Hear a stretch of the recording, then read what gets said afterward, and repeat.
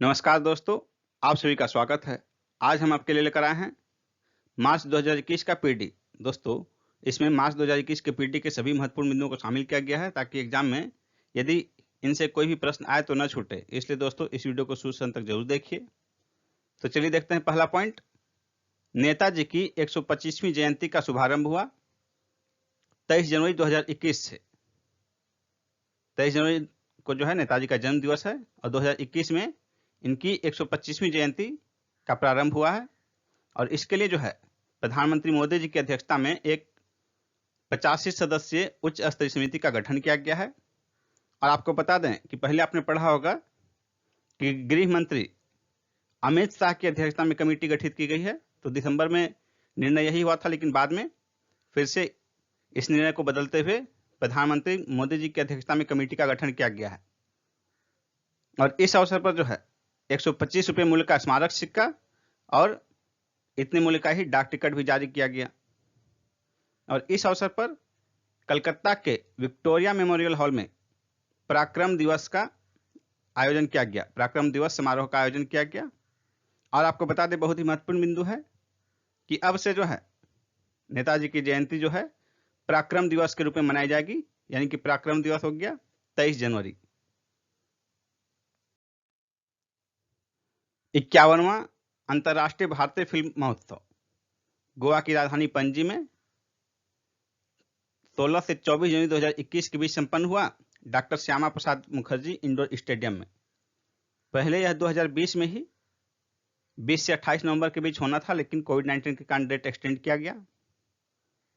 इस फिल्म महोत्सव में फोकस कंट्री था हमारा पड़ोसी देश बांग्लादेश, फोकस कंट्री था। अभिनेता सुदीप इसके उद्घाटन समारोह में मुख्य अतिथि थे। इसका उद्घाटन किया गया सूचना एवं प्रसारण मंत्री प्रकाश जावड़ेकर के द्वारा। इस महोत्सव में Indian personality of the year के रूप में विश्वजीत चटर्जी को सम्मानित किया गया और इटली के विटोरिया स्टोरारो को लाइफ टाइम अचीवमेंट पुरस्कार से सम्मानित किया गया। डेनमार्क के थॉमस विंटरबर्ग की फिल्म अनदर राउंड इसकी उद्घाटन फिल्म थी। डेनमार्क के एंडर्स रेफन द्वारा निर्देशित फिल्म इनटू द डार्कनेस को इसमें सर्वश्रेष्ठ फिल्म का पुरस्कार प्रदान किया गया, गोल्डन पीकॉक अवार्ड। और अंतर्राष्ट्रीय जूरी के अध्यक्ष थे अर्जेंटीना के पाब्लो सेसर।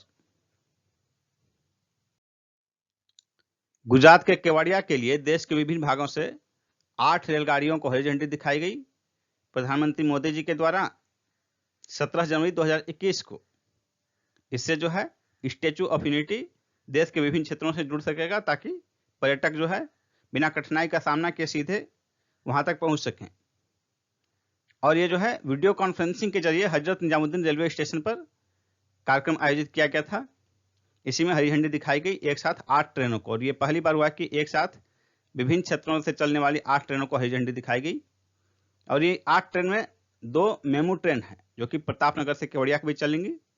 और शेष जो 6 ट्रेन है वो देखिए कहां से केवड़िया के बीच चलेंगी, दादर, वाराणसी, निजामुद्दीन, रीवा, चेन्नई और अहमदाबाद। 2020 अब तक का 8वां सबसे गर्म वर्ष रहा। ये भारतीय मौसम विज्ञान विभाग की रिपोर्ट है। ये 5 जनवरी को जारी किया गया। इसमें बताया गया कि 2020 जो है अब तक का 8वां सबसे गर्म वर्ष है। और अब तक मतलब 1901 से अभी तक के डाटे उपलब्ध हैं। इस डाटा के आधार पर जो है 2020 8वां सबसे गर्म वर्ष है। यह भारतीय मौसम विभाग का रिपोर्ट है। जबकि विश्व मौसम संगठन के अनुसार 2020 तीसरा सबसे गर्म वर्ष है। तो विश्व मौसम संगठन के अनुसार सबसे गर्म वर्ष कौन सा है? 2016, उसके बाद 2019, फिर 2020। यह विश्व मौसम संगठन द्वारा 15 जनवरी 2021 को विज्ञप्ति जारी की गई। तो इसके अनुसार विश्व मौसम संगठन के अनुसार 2016 सबसे गर्म वर्ष, जबकि भारतीय मौसम विभाग के अनुसार उसके अनुसार भी 2016 सबसे गर्म वर्ष, लेकिन दूसरे स्थान पर 2009, फिर 2017, फिर 2010, फिर 2015। और इस तरह जो है 2020 का जो है ये 8वां स्थान है। सबसे गर्म वर्ष में 2020 का 8वां स्थान है।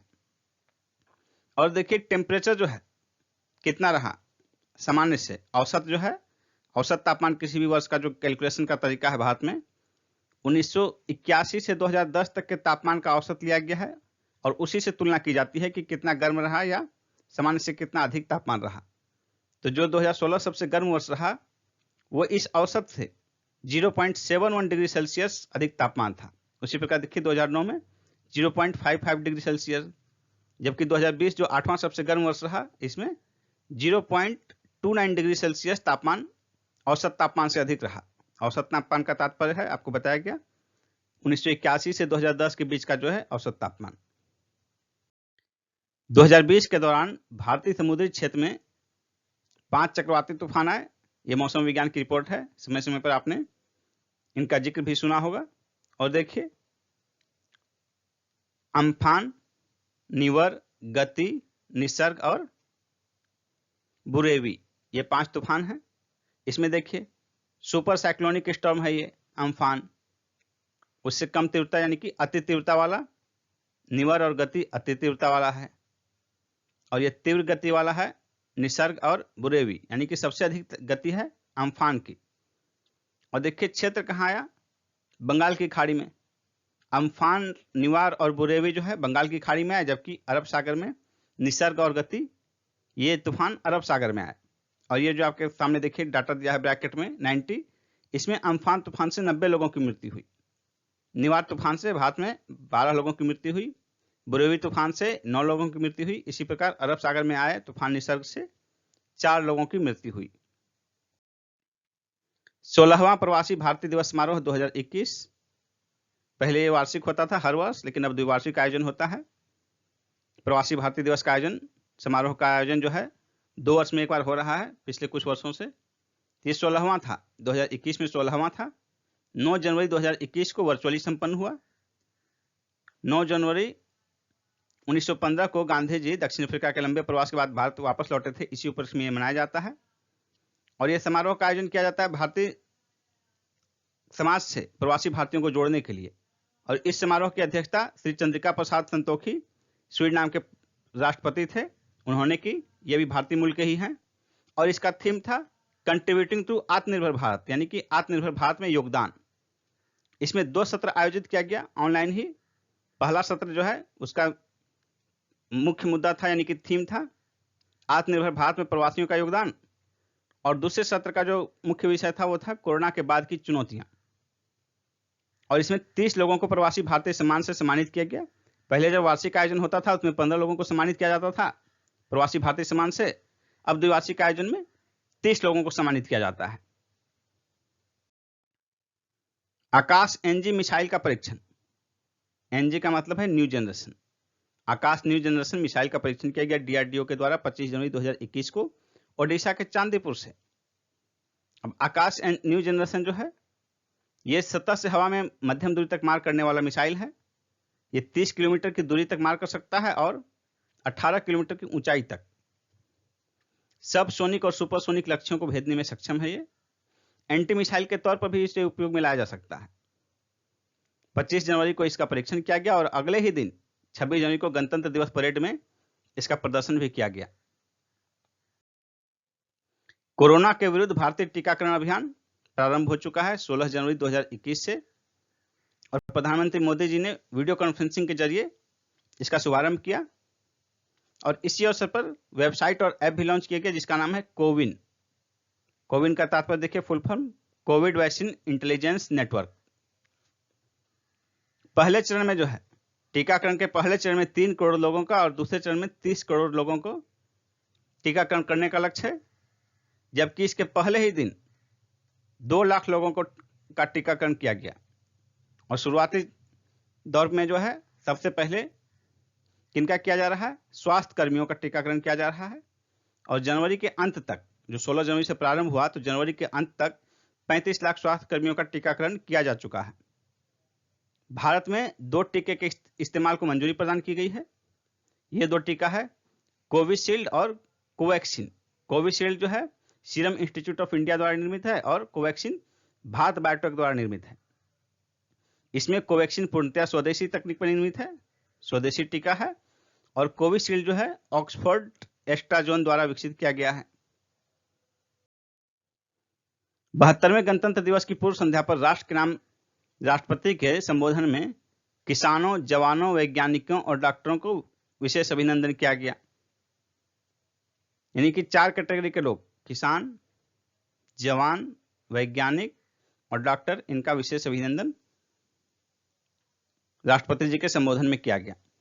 दूसरा पॉइंट देखिए, महाकुंभ मेला 2021 में जो है हरिद्वार में आयोजित होगा। उत्तराखंड के हरिद्वार में जनवरी से अप्रैल 2021 के बीच ये संपन्न होगा। नेक्स्ट पॉइंट देखिए, गणतंत्र दिवस पर दिल्ली में ट्रैक्टर रैली के हिंसक तथा शर्मनाक होने के बाद किसान आंदोलन में फुट हो गया। किसान आंदोलन लंबे समय से चल रहा है।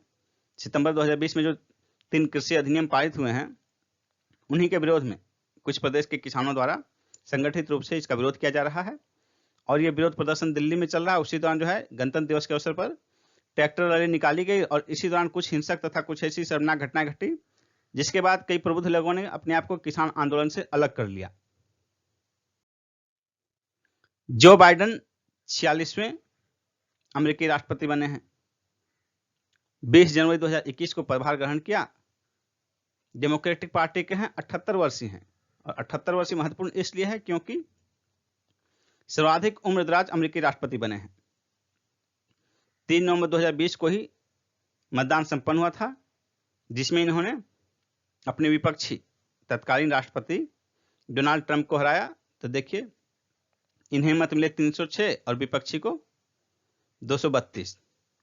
मुख्य न्यायाधीश जॉन जी रॉबर्ट्स ने इन्हें शपथ दिलाई और इसके साथ ही कमला हैरिस भारतीय मूल की हैं। ये 49वीं उपराष्ट्रपति बनी है अमेरिका की। शपथ ग्रहण समारोह, राष्ट्रपति के शपथ ग्रहण समारोह में राष्ट्रगान का गायन किया लेडी गागा ने। पहले ही दिन, शपथ ग्रहण के बाद अपने कार्यभार के पहले ही दिन डोनाल्ड ट्रंप सरकार के कई फैसलों को पलट दिया इन्होंने। जैसे आपके सामने कुछ उदाहरण देखिए, पेरिस जलवायु समझौते से ट्रंप ने हटने की घोषणा कर दी थी और इन्होंने पहले ही घोषणा कर रखी थी कि वो पहले ही दिन इसमें फिर से शामिल होंगे। तो पेरिस जलवायु समझौते से अमेरिका फिर जुड़ा और साथ ही WHO विश्व स्वास्थ्य संगठन में पुनः जुड़ने का फैसला इन्होंने किया। PIO कमला हैरिस, भारतीय मूल की कमला हैरिस अमेरिकी उपराष्ट्रपति बनी है 49वीं। और देखिए कमला हैरिस का बैकग्राउंड देखिए, इनकी मां श्यामला गोपीनाथन तमिलनाडु से 1958 में अमेरिका गई थी। इनकी मां चिकित्सा वैज्ञानिक हैं और इनके पिता डोनाल्ड हैरिस ये जमैका से 1961 में अमेरिका गए थे। दोनों की शादी हुई। उसके बाद 20 अक्टूबर 1964 को ऑकलैंड, अमेरिका के कैलिफोर्निया के ऑकलैंड में कमला हैरिस का जन्म हुआ और इनके जन्म के कुछ ही साल बाद, यानी कि जब ये 7 वर्ष की थी मात्र, उसी समय इनके माता पिता का तलाक हो गया 1971 में। अब देखिए राजनीतिक बैकग्राउंड इनका। कमला हैरिस 2011 से 17 तक कैलिफोर्निया की अटॉर्नी जनरल रही और 17 से 21 तक कैलिफोर्निया से ही सीनेटर रही है। और ये खास बात है कि 49वीं उपराष्ट्रपति तो हैं, लेकिन पहली महिला उपराष्ट्रपति हैं। अमेरिका की पहली महिला उपराष्ट्रपति बनी है। डोनाल्ड ट्रंप एक ही कार्यकाल में 2 बार महाभियोग का सामना करने वाले अमेरिका के पहले राष्ट्रपति बने हैं। इन्हें 2 बार महाभियोग का सामना करना पड़ा, एक बार दिसंबर 2019 में और एक बार 13 जनवरी 2021 को। प्रतिनिधि सभा में पारित हो गया, लेकिन जो है फाइनल नहीं हो सका। और देखिए अमेरिका के संसदीय इतिहास में अब तक केवल 3 उपराष्ट्रपतियों को महाभियोग का सामना करना पड़ा है। लाया गया 4 के खिलाफ, लेकिन एक रिचर्ड निक्सन ने कार्यवाही को प्रारंभ होने से पहले इस्तीफा दे दिया था, इसलिए महाभियोग की कार्रवाई सिर्फ 3 के खिलाफ ही चली। वो 3 हैं डोनाल्ड ट्रंप, एंड्रयू जॉनसन और बिल क्लिंटन। लेकिन प्रतिनिधि सभा में पारित इनके खिलाफ महाभियोग सीनेट में खारिज हो गया। रिचर्ड निक्सन के खिलाफ जो है वाटरगेट मामले में महाभियोग की कार्रवाई प्रारंभ होने से पहले ही निक्सन ने इस्तीफा दे दिया था। जैव विविधता हेतु वन प्लेनेट सम्मेलन, वन प्लेनेट समिट, ये चौथा समिट था और यह आयोजित किया गया 11 जनवरी 2021 को फ्रांस में हाइब्रिड तरीके से। इसका थीम था let's act together for nature, ये इस चौथे वन प्लेनेट समिट का थीम था। फ्रांस द्वारा संयुक्त राष्ट्र संघ और विश्व बैंक के सहयोग से आयोजित किया गया चौथा सम्मेलन था ये। इसके पहले जो 3 का आयोजन था, पहला था 12 दिसंबर 2017 को फ्रांस की राजधानी पेरिस में, दूसरा हुआ 26 सितंबर 2018 को न्यूयॉर्क सिटी में, और तीसरा 14 मार्च 2019 को केन्या की राजधानी नैरोबी में संपन्न हुआ, जबकि चौथा फ्रांस में, और ये ऑनलाइन तरीके से संपन्न हुआ फ्रांस की मेजबानी में। विभिन्न देशों में रह रहे प्रवासियों में सर्वाधिक संख्या भारतीयों की संयुक्त राष्ट्र रिपोर्ट में कहा गया है। एनआरआई पर रिपोर्ट का नाम देखिए, इंटरनेशनल माइग्रेशन 2020 हाइलाइट्स। ये रिपोर्ट संयुक्त राष्ट्र द्वारा जारी किया गया और इसमें जो आंकड़े बताए गए उसके हिसाब से विभिन्न देशों में रह रहे प्रवासियों में सर्वाधिक संख्या भारतीयों की है। अब देखिए इसमें कुछ डाटा देखते हैं। विश्व स्तर पर कुल प्रवासी की संख्या जो कि 2000 ईस्वी में 17.3 करोड़ थी, 2010 में बढ़कर 22.1 करोड़ हो गई और 2020 में यानी कि वर्तमान में लगभग 28.1 करोड़ है। और सबसे अधिक दूसरे देश में रहने वाले व्यक्ति हैं भारतीय। लेकिन किस देश में सबसे अधिक विदेशी रहते हैं, प्रवासी रहते हैं, किस देश में? तो वो है अमेरिका। दूसरे देश के व्यक्ति अमेरिका में सबसे अधिक रहते हैं, जबकि दूसरे देशों में भारतीय सबसे अधिक रहते हैं, प्रवासी भारतीय। यानी कि अमेरिका में जो भारतीय हैं, ब्रिटेन में जो भारतीय हैं, वो प्रवासी भारतीय हुए। तो भारत के लोग सबसे अधिक लोग दूसरे देशों में रहते हैं, जबकि दूसरे देशों के लोग किसी देश में रहने वाले वो हैं सबसे अधिक अमेरिका में। अमेरिका में है 5.1 करोड़। देखिए 2020 में कुल प्रवासी की संख्या कितनी है? 28.1 करोड़। इसमें से 5.1 करोड़ अमेरिका में ही रहते हैं। दूसरे स्थान पर जर्मनी है जहां की 1.6 करोड़। तीसरे स्थान पर सऊदी अरब, वहां 1.3 करोड़ प्रवासी रहते हैं दूसरे देशों के। चौथे स्थान पर रूस है 1.2 करोड़ और पांचवें स्थान पर ब्रिटेन है जहां की 0.9 करोड़ यानी कि 90 लाख दूसरे देश के लोग ब्रिटेन में रहते हैं। और जो भारतीय दूसरे देशों में रहते हैं सबसे अधिक विश्व स्तर पर, उनकी कुल संख्या है 1.8 करोड़। और सबसे अधिक प्रवासी भारतीय किस देश में है? यूएई में, संयुक्त अरब अमीरात में 35 लाख। दूसरे स्थान पर है अमेरिका में 27 लाख और तीसरे स्थान पर सऊदी अरब में 25 लाख। पिछले 20 वर्षों में सर्वाधिक प्रवासियों की वृद्धि हुई है किस देश में? जर्मनी में। दूसरे स्थान पर स्पेन, तीसरे स्थान पर सऊदी अरब, चौथे स्थान पर संयुक्त अरब अमीरात और पांचवें स्थान पर अमेरिका है। जबकि पिछले 20 वर्षों में प्रवासियों की संख्या में सर्वाधिक गिरावट दर्ज की गई है। पहला स्थान पर है अर्मीनिया, दूसरे स्थान पर है भारत, तीसरे स्थान पर पाकिस्तान और चौथे स्थान पर यूक्रेन। स्पेस एक्स द्वारा 143 छोटे उपग्रहों का एक साथ प्रक्षेपण किया गया, जो कि अपने आप में रिकॉर्ड है। 24 जनवरी 2021 को प्रक्षेपण किया गया फ्लोरिडा के केप कैनेवरल से फाल्कन 9 रॉकेट के द्वारा। इस 143 में 133 वाणिज्यिक या सरकारी उपग्रह थे, जबकि 10 उपग्रह जो हैं स्पेस एक्स के निजी उपग्रह थे। और इसके पहले जो है सबसे अधिक एक साथ प्रक्षेपण 108 उपग्रह का था, नॉर्थरोप ग्रूमैन के NG-10 मिशन के तहत नवंबर 2018 में प्रक्षेपित किए गए थे। और उसके पहले जो था रिकॉर्ड 104 उपग्रह एक साथ प्रक्षेपित किए गए थे फरवरी 2017 में इसरो द्वारा PSLV-37 के जरिए। भ्रष्टाचार बोध सूचकांक 2020, करप्शन परसेप्शन इंडेक्स 2020, ये हर वर्ष ट्रांसपेरेंसी इंटरनेशनल संस्था है जर्मनी की, उसके द्वारा जारी किया जाता है। इसमें पहले स्थान पर जो है डेनमार्क और न्यूजीलैंड संयुक्त रूप से रहे 88 अंक के साथ। कुल 100 में से 88 अंक, इसलिए यहाँ परसेंटेज में लिखा गया है। वैसे ये अंक 100 में से हैं। इंडिया का स्थान देखिए 180 देशों में 86वां है, 86। जबकि पिछली बार ये ब्रैकेट में जो है पिछली बार का अंक है, स्कोर पिछली बार का जो है पोजीशन इस बार 86 स्थान पर है, 86, जबकि पिछली बार 80वें स्थान पर था। यानी कि भारत के जो है रैंकिंग में 6 अंक की घटोतरी हुई, 6 स्थान का गिरावट दर्ज किया गया है। पहले 180 देशों में 80वें स्थान पर था और अब 86 स्थान पर चला गया है। जबकि अंतिम पोजीशन, कुल 180 देश हैं तो अंतिम पोजीशन पर सोमालिया और दक्षिण सूडान एक साथ हैं, यानी कि 179th रैंकिंग पर दोनों देश हैं। और भारत का सूचकांक मांग जो है 40 है, जबकि पिछली बार 2019 के आंकड़ों के हिसाब से जो है वो 41 था, यानी कि सूचकांक मान में भी गिरावट दर्ज की गई है। रैंकिंग में 6 स्थान का, जबकि सूचकांक मान में 1 अंक का गिरावट दर्ज किया गया है, यानी कि भ्रष्टाचार की स्थिति बढ़ी है। और 86 अंक जो है भारत का, 86 पोजीशन, इस पोजीशन पर Bharat Morocco, Burkina Faso, Trinidad and tobacco, Turkey और तिमोर, इन 5 देशों के साथ संयुक्त रूप से है। अब देखिए भारत के पड़ोसी देश और ब्रिक्स देशों की स्थिति देखते हैं। भारत के पड़ोसी देश में देखिए भारत की स्थिति है 86 रैंकिंग, उससे अच्छी स्थिति है भूटान की, रैंकिंग है 24, चीन की 78, जबकि बाकी सभी पड़ोसी देशों की स्थिति भारत से खराब है। रैंकिंग देखिए, श्रीलंका 94, नेपाल 117, पाकिस्तान 124, म्यांमार 137, बांग्लादेश 146 और अफगानिस्तान 165। यानी कि पड़ोसी देशों में सर्वाधिक अच्छी स्थिति है भूटान की, सबसे खराब स्थिति है अफगानिस्तान की। जबकि ब्रिक्स देश में देखिए BRICS, इन देशों की रैंकिंग देखिए, ब्राजील 94, रशिया 129, इंडिया 86, चाइना 78 और साउथ अफ्रीका 69। यानी कि ब्रिक्स देशों में सबसे अच्छी स्थिति है साउथ अफ्रीका की, सबसे खराब स्थिति है रशिया की। परमाणु हथियारों पर प्रतिबंध की संयुक्त राष्ट्र संधि 22 जनवरी 2021 से प्रभावी हुई।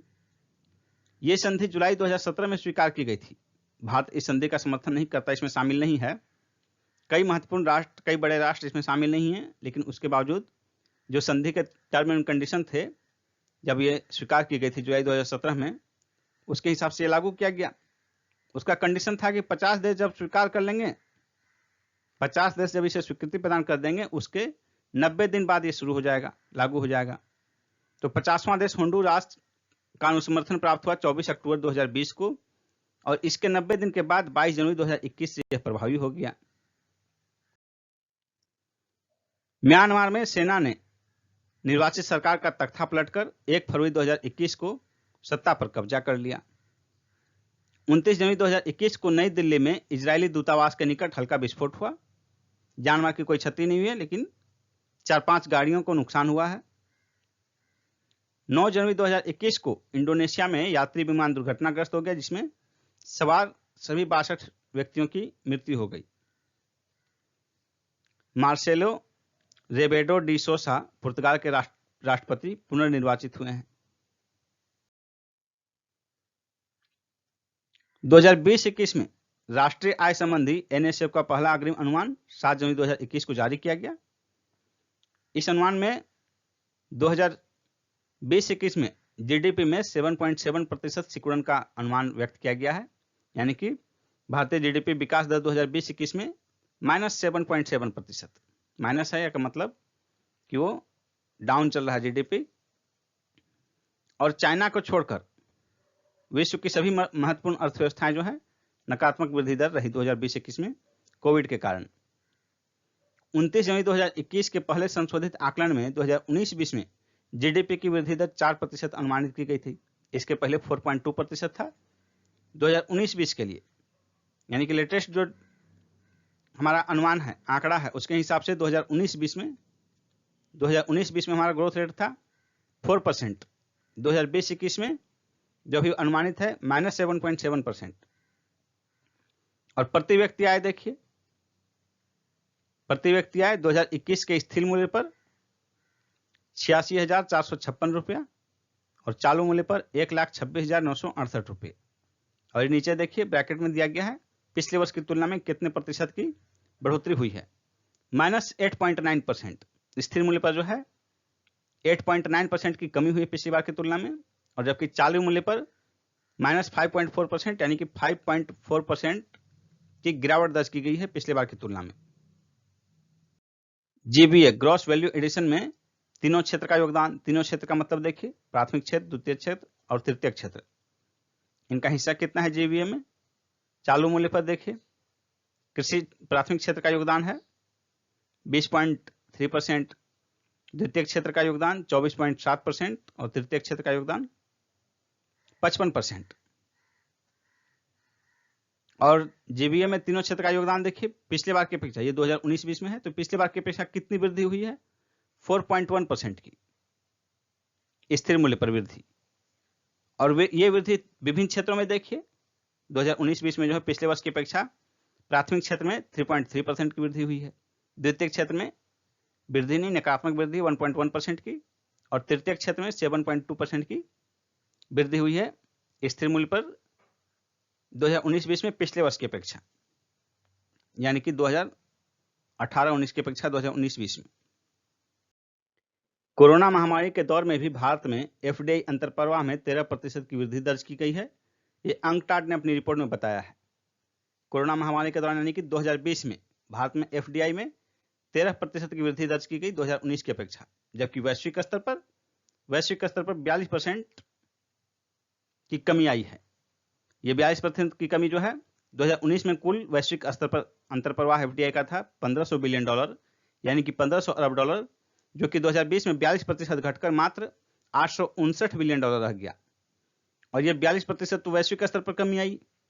इसको यदि बांटेंगे विकसित और विकासशील देशों में, तो विकसित देशों में जो है 69% की कमी दर्ज की गई एफडीआई में, जबकि विकासशील देशों में 12% की कमी।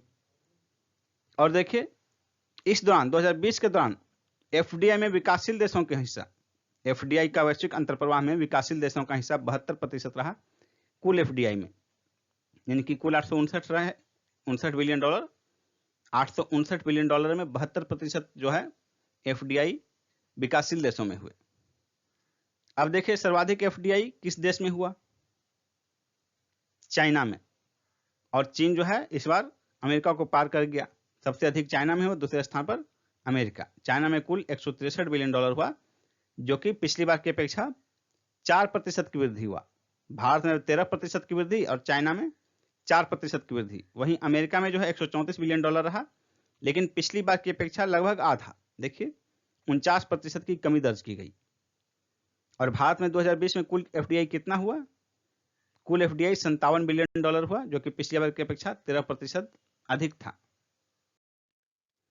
भारतीय अर्थव्यवस्था में 2021 में सर्वोच्च वृद्धि दर होगी, ये यूएन ने रिपोर्ट में अनुमान व्यक्त किया गया है। यह रिपोर्ट जारी किया गया 25 जनवरी 2021 को। इसमें कहा गया है कि प्रमुख अर्थव्यवस्थाओं में सर्वाधिक वृद्धि दर भारत की होगी 2021 में, जबकि 2020 में देखिए भारतीय अर्थव्यवस्था में 9.6% सिकुड़न का अनुमान है। और 2021 में वृद्धि दर देखिए भारत में 7.3%, चाइना में 7.2% और तीसरे स्थान पर है ब्रिटेन 6.8%। ये प्रमुख अर्थव्यवस्थाओं में है। और वैश्विक अर्थव्यवस्था का वृद्धि दर देखिए 2019 में 2.5% था, 2020 में -4.3% का अनुमान व्यक्त किया गया है, 2021 में 4.7% का अनुमान व्यक्त किया गया है और 2022 में 3.4% वृद्धि का अनुमान व्यक्त किया गया है। और जो एक महत्वपूर्ण डाटा है वो है देखिए 2020 में कोविड का सर्वाधिक प्रभाव भारत की अर्थव्यवस्था पर पड़ा, ये भी इसमें है। और वहीं 2021 में सर्वोच्च वृद्धि दर भी भारत की अर्थव्यवस्था का ही होगा, ये संयुक्त राष्ट्र ने अपनी रिपोर्ट में अनुमान व्यक्त किया है। देखिए वृद्धि दर विभिन्न देशों का और वैश्विक स्तर पर वृद्धि दर का आईएमएफ का अनुमान, अंतर्राष्ट्रीय मुद्रा कोष का अनुमान, उसके हिसाब से देखेंगे हम लोग 2019, 20, 21 और 22 में विश्व का, विकसित देशों का, चीन का और भारत का विकास दर का तुलनात्मक स्थिति आपके सामने चार्ट में दिया गया है, आप देख सकते हैं। देखिए विश्व का विकास दर जो है, और ये देखिए 2020 में सारा डाटा माइनस में है, ये भी माइनस में, सिर्फ चीन में है 2.3% सकारात्मक वृद्धि। और प्रमुख अर्थव्यवस्थाओं में मात्र चीन इकलौता अर्थव्यवस्था है जिसमें कि कोविड के दौरान 2020 में जो है सकारात्मक वृद्धि दर्ज की गई है। तो आईएमएफ के अनुमान जो है उसके हिसाब से देखिए भारत का विकास दर 2020 में -8%, जबकि 2021 में 11.5%। और इस डाटा की भी खासियत है, आईएमएफ के अनुमान के हिसाब से जो है 2021 में जो संभावित ग्रोथ रेट है, इसमें भारतीय अर्थव्यवस्था एकमात्र ऐसी अर्थव्यवस्था है जिसका ग्रोथ रेट जो है दहाई के अंक में है, डबल डिजिट 11, 10 से अधिक एकमात्र अर्थव्यवस्था भारतीय है। बाकी जो है प्रमुख अर्थव्यवस्था में सभी अर्थव्यवस्थाओं का विकास दर सिंगल डिजिट में है। वृद्धि दर का वर्ल्ड बैंक का आकलन देखिए 2019 में, 20 में, 21 में और 22 में विश्व का ग्रोथ रेट क्या रहा, विकसित देशों का क्या रहा, चीन का क्या रहा और भारत का क्या रहा, ये वर्ल्ड बैंक के अनुसार। इसमें देखिए भारत की स्थिति, इसमें फिर देखिए 2020 में वही स्थिति है, कोई भी सभी लोग जो भी संस्थाएं जारी करें रिपोर्ट चीन का अर्थव्यवस्था का वृद्धि दर सकारात्मक रहा, बाकी सब नकारात्मक। भारतीय ग्रोथ रेट -9.6%, जबकि अगले वर्ष 5.4% 2021 में। India innovation index 2020 NITI Aayog के द्वारा जनवरी 2021 में जारी किया गया। इसमें राज्यों को 3 श्रेणियों में बांटा गया है: बड़े राज्य, केंद्र शासित प्रदेश एवं छोटे राज्य और पूर्वोत्तर एवं पहाड़ी राज्य। 3 श्रेणी में रैंकिंग जारी की गई है और सबका सूचकांक का अंक भी दिया गया है। तो देखिए इसमें आपके सामने है 17 बड़े राज्य हैं, उनमें शीर्ष स्थान पर है कर्नाटक, जिसका कि सूचकांक मान 42.5 है। दूसरे स्थान पर महाराष्ट्र और तीसरे स्थान पर तमिलनाडु। जबकि 17 बड़े राज्यों में 17वें स्थान पर यानी कि अंतिम छोर पर सबसे खराब स्थिति जो है बिहार की है, जिसका कि सूचकांक का मान है 14.48, 17वें स्थान पर है। उससे थोड़ी सी अच्छी स्थिति 16वें स्थान पर छत्तीसगढ़ है और 15वें स्थान पर झारखंड, जिसका कि सूचकांक मान 17.12 है। केंद्र शासित प्रदेश और छोटे राज्यों में देखिए दिल्ली पहले स्थान पर है, दूसरे स्थान पर चंडीगढ़, तीसरे स्थान पर दमन एवं दीव, चौथे स्थान पर पुडुचेरी। जबकि पूर्वोत्तर एवं पहाड़ी राज्यों में हिमाचल प्रदेश पहले स्थान पर है और दूसरे स्थान पर उत्तराखंड। अब देखिए इनका थोड़ा सा आप तुलना कर लीजिए। कर्नाटक का सूचकांक मान है 42.5, जबकि दिल्ली का है 46.6। यानी कि यदि ये दोनों एक साथ दे दें कि इंडिया इनोवेशन इंडेक्स में इनमें से कौन शीर्ष पर है, बड़े राज्य और यूटी मिला दिए जाएं, तो फिर कर्नाटक की अपेक्षा दिल्ली का स्थान पहले आएगा। महाराष्ट्र के उस्मानाबाद स्थित सहकारी बैंक वसंत दादा शहरी सहकारी बैंक का लाइसेंस आरबीआई ने 11 जनवरी 2021 को रद्द कर दिया। अप्रैल से दिसंबर 2020 में भारत के वस्तुगत निर्यातों में 15.73% और आयात में 29.08% की गिरावट दर्ज की गई है। यह वाणिज्य मंत्रालय का डाटा है। नेक्स्ट पॉइंट देखिए, फ्लोटिंग रेट सेविंग बॉन्ड्स पर भी ब्याज दर अपरिवर्तित रही नए साल 2021 में। पिछले वर्ष जो 2020 में 7.15% वार्षिक ब्याज दर था, 2021 में भी वही बरकरार रहा। ई इपिक क्या है? फुल फॉर्म देखिए, electronic electoral photo ID card, यानी कि मतदाता पहचान पत्र इलेक्ट्रॉनिक रूप से आप इसे मोबाइल पर डाउनलोड कर सकते हैं। और ये केंद्रीय विधि मंत्री श्री रविशंकर प्रसाद द्वारा 25 जनवरी 2021 को राष्ट्रीय मतदाता दिवस के अवसर पर जारी किया गया।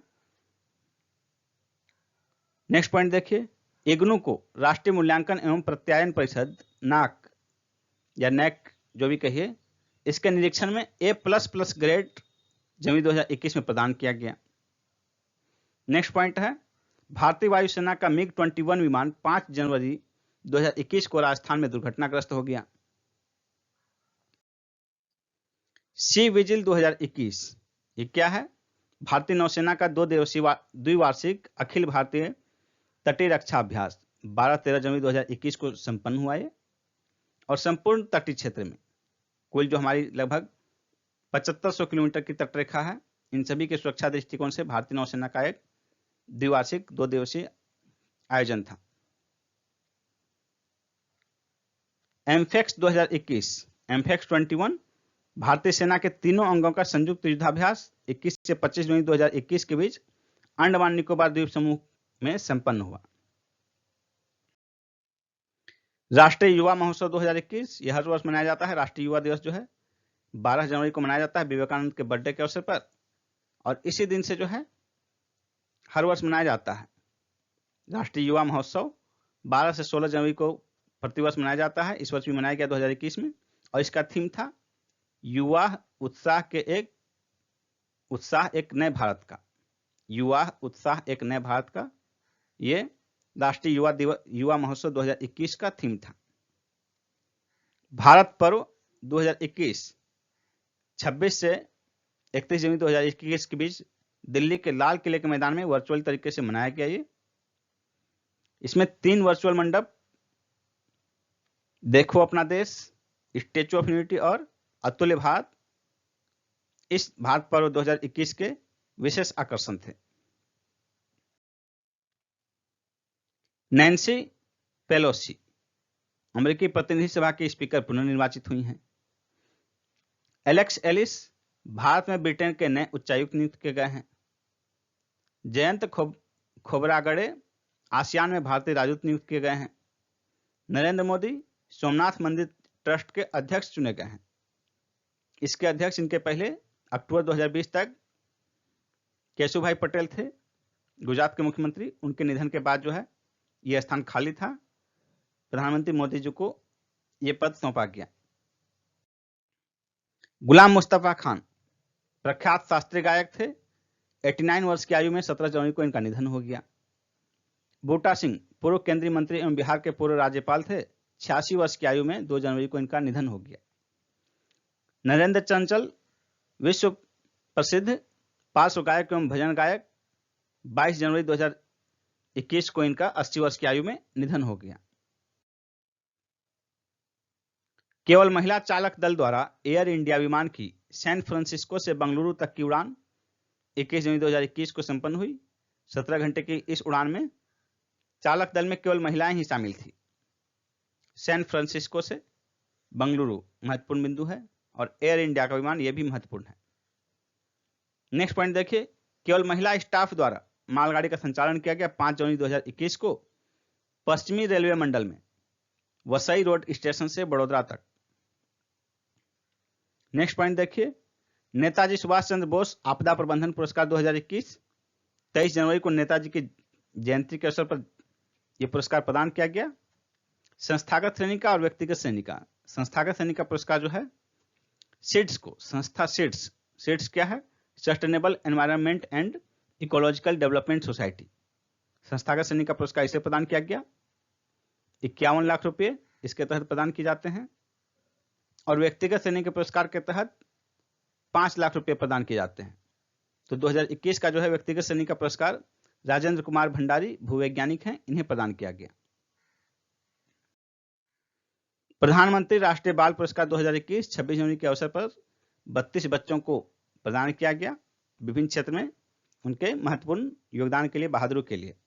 बिहार की ज्योति कुमारी, आप लोग को ध्यान होगा, साइकिल गर्ल, कोविड के दौरान ये साइकिल गर्ल के रूप में चर्चित हुई, जो कि अपने बीमार पिता को दिल्ली से बैठाकर बिहार के छपरा के अपने गांव वापस लौटी थी लॉकडाउन के दौरान।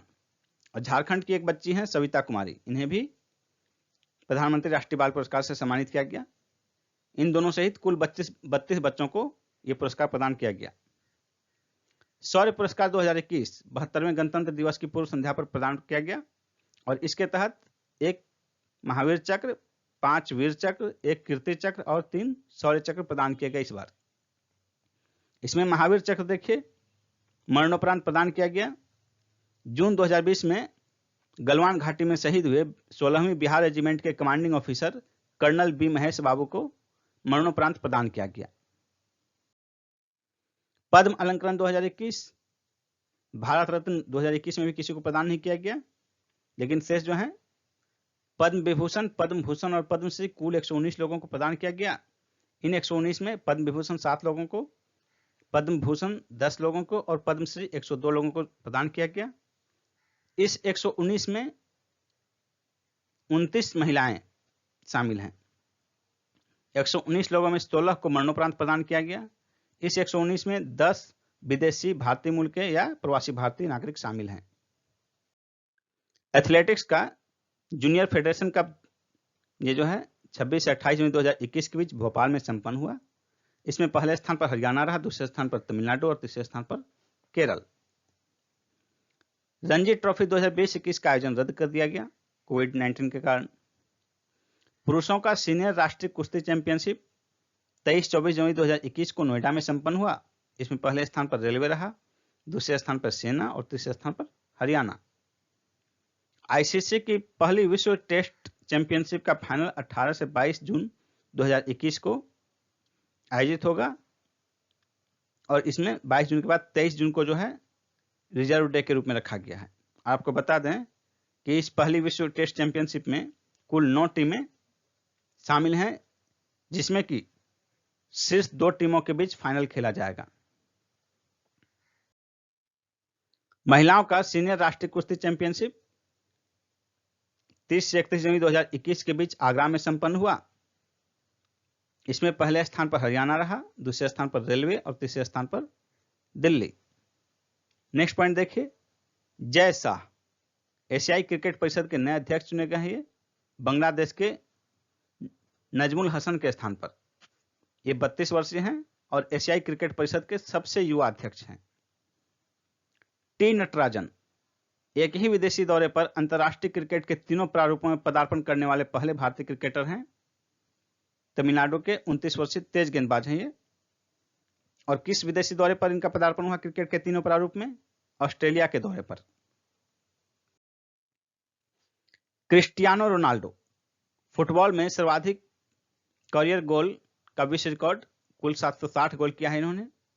चेक गणराज्य के जोसेफ बिकॉन का रिकॉर्ड भंग किया।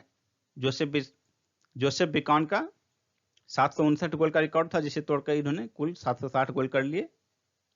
नेक्स्ट पॉइंट देखिए, क्लेयर पोलोसाक ये पहली बार पुरुष के टेस्ट मैच में महिला अंपायर ने अंपायरिंग की, फोर्थ अंपायर के रूप में थी ये।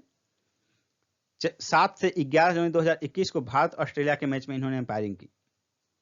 और इन्हीं के साथ जुड़ा हुआ एक और डाटा, 27 अप्रैल 2019 को मेल वनडे क्रिकेट में भी अंपायरिंग का रिकॉर्ड इन्होंने बनाया। ये तो टेस्ट का था कि पुरुषों के टेस्ट क्रिकेट में अंपायरिंग करने वाली पहली महिला, उसी प्रकार पुरुषों के वनडे क्रिकेट में भी अंपायरिंग करने वाली पहली महिला है ये, जिन्होंने कि 27 अप्रैल 2019 को अंपायरिंग की थी पुरुषों के ओडीआई खेल में। मुख्यमंत्री अभ्युदय योजना उत्तर प्रदेश सरकार द्वारा प्रारंभ किया गया 24 जनवरी 2021 को। क्या है ये, किस लिए? मुख्यमंत्री अभ्युदय योजना प्रतियोगी परीक्षाओं की तैयारी कराने के लिए निःशुल्क उच्च स्तरीय कोचिंग प्रदान किए जाएंगे राज्य के आईएएस एवं पीसीएस एवं विभिन्न अधिकारियों के द्वारा। नेक्स्ट पॉइंट देखिए, किसान कल्याण मिशन किसानों की आय को दोगुना करने के उद्देश्य से 6 जनवरी 2021 को उत्तर प्रदेश सरकार द्वारा प्रारंभ किया गया है किसान कल्याण मिशन।